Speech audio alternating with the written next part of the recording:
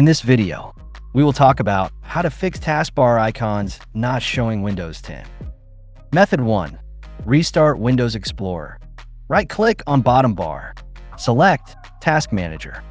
Scroll it down to find Windows Explorer.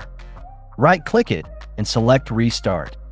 This will refresh the taskbar and may restore the missing icons. Method 2. Turn off tablet mode. Press and hold Windows icon key and press A on your keyboard. If tablet mode is on, click to turn it off. Tablet mode can cause the taskbar to behave differently or hide icons. Method 3. Registry Editor. Click in Search. Type regedit.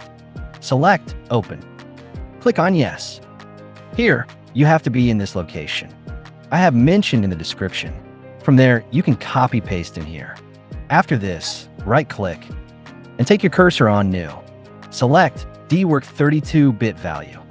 Name it Undocking Disabled. Now double-click on it. Change the value data to 1. Click OK. Then restart PC to apply all the changes. So that's how you can fix taskbar icons not showing Windows 10. If you find this video helpful, then leave a like and drop your feedback in the comments. See you in the next video.